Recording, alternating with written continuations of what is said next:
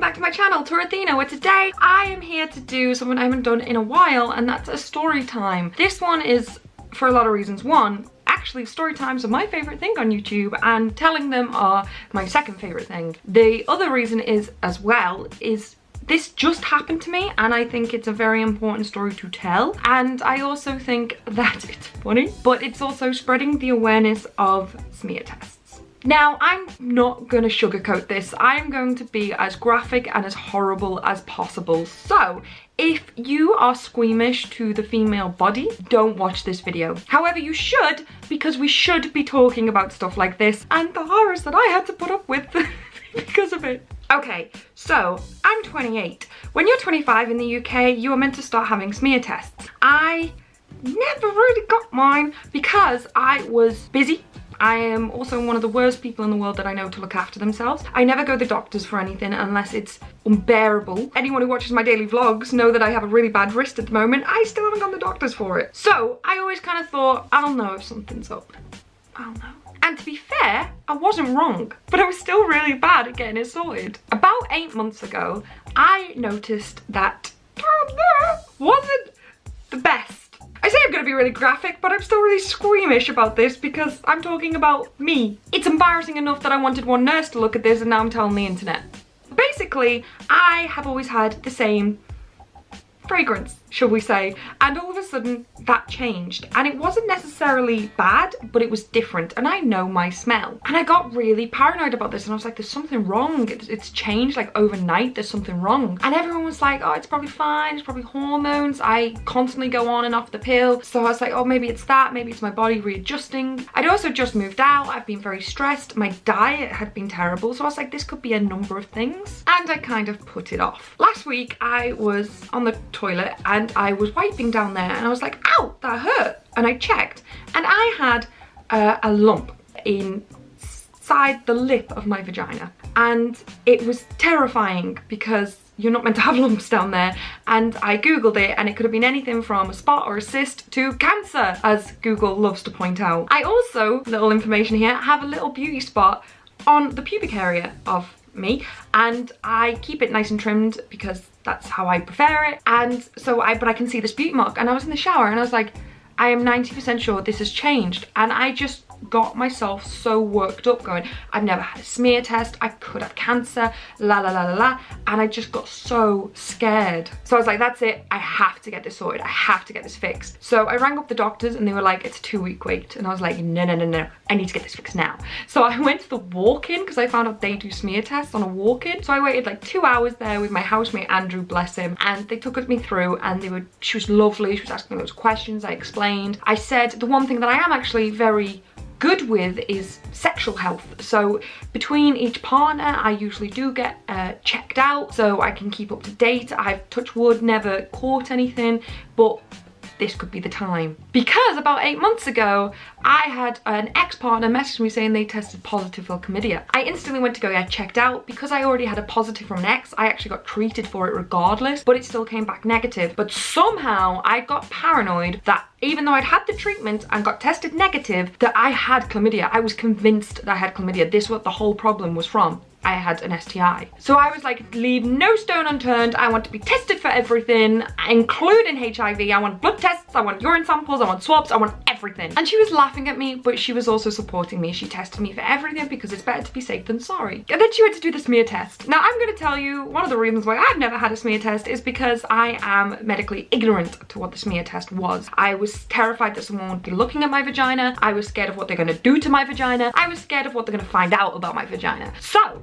I was very, very scared. Now, it's not the most pleasant thing. The thing I couldn't get my head around was that she said, you have to be completely relaxed. And because I needed to pee, she made me go pee first. And you have to be completely relaxed whilst a stranger separates your legs, inserts this hollow, cold plastic cylinder inside you, and then removes cells from you. But you have to stay completely relaxed. It wasn't pleasant, but it was done very quickly, like 10 seconds done, and then you know, it could save your life, and it's worth doing, and I'm glad I got it done. But I just couldn't get over it. I was like, but I have to be relaxed, right? Oh, and I forgot, whilst I was in the waiting room, there was a really cute guy there, and someone called out his name, and I was like, I can't Facebook stalk him, can I? I cannot find him on Facebook. And I also have this dating app called Happen, which is like Tinder. It will show you people, and you can only message people you match with, but it only shows people in your area. So I'm sitting there on Happen going, well, at least I know we're all clean or going to be clean from the people we match with. Long story short, I didn't Facebook stalk him. I wasn't 100% sure it was him on Facebook.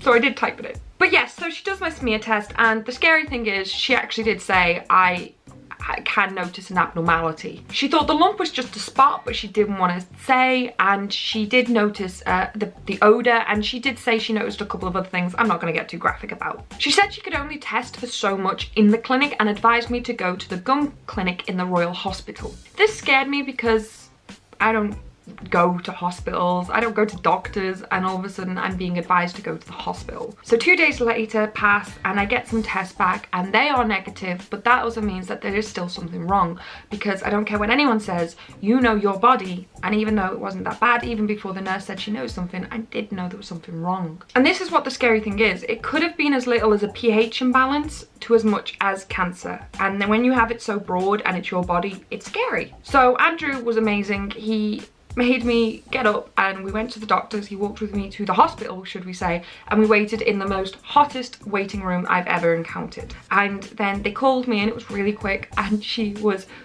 questioning me because I'd never been there before, going over my medical history. And I get it, because this could have been a sexually transmitted disease that they had to ask very invasive questions. So she was like, your last partner, was it vaginal sex? Was it oral sex? Yes, it was. Was it with a man or a woman? It was with a man. Was there anal? Not this time. I had to answer these. I had to answer all of these questions. I had to answer whether I've ever paid for sex, whether I've ever been paid for sex. And I was like, does a first date count? And then she says something that you want to hear every medical professional say to you. I'm new at this, so do you mind if someone else watches? And I was like, where will she be watching? Because I'm kind of uncomfortable with one stranger looking at my vagina. And she went, oh, it's okay. She'll be at the head of you, so she'll be looking down. She won't be able to see anything. That was a lie. When she came in, they just started inspecting everything willy-nilly. There was no willy. And then they take a sample and they do it like another similar smear test. It actually wasn't nearly as bad as the first one. Maybe I'm just more prepared of what it was now. And they take the samples and it was very, very quick. And then she goes, actually, if you wait 15 minutes, we'll have your results back, which was amazing. But as I'm getting changed, they started talking about me, what behind the curtain, in medical terms. And all I heard was, she's got the most open arse I've ever seen. And the other woman said, well, all women are different. And I'm like, what's open? And how do I close it? And why is it so open? Like, how open is it meant to be? Is it usually like a jar closed? What? And I started freaking out trying to Google what this is. So I'm waiting around, panicking that I'm about to die. And she calls me in and she goes, you have nothing to worry about. You have a slight bacteria infection, which is why you're constantly susceptible to getting water infections. You just need some antibiotics. It's not an STI. You're 100% A-okay. And I was relieved because, one, I haven't affected anyone, hurt myself, but it's treatable and I knew I wasn't going crazy. But I then did ask her, I was like, what's an arse and why is it so open? And she laughed at me and she went, basically it's your cervix, it's the opening of where your baby comes out. And then she went, oh, but you're due on, aren't you? Oh, that'll be why. I thought I was gonna die, and she's just laughing it off. Maybe not talk about your patients in front of your patients next time. But yes, the moral of the story is I have got myself into a tizzy. I got myself so worked up. I have been stressing about this for 8 months, and all I had to do was go to the doctors. And all I had to do 3 years ago was get a smear test. I still haven't had the results back from the smear test, but you know, it's not as bad as it sounds. It's not as bad as I thought it would be. It's over in seconds and the women are lovely. You may have 2 women look at your vagina, but they're women. They've got 1 too. So there you go. Thank you so much for watching this absolutely humiliating story time.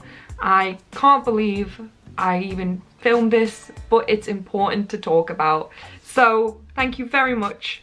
Get your smear test done, and like this video please, just for my bravery of telling this story, and subscribe if you haven't, because I embarrass myself a lot, so you can keep tuned on that. Thank you so much for watching and I'll see you tomorrow. Bye bye.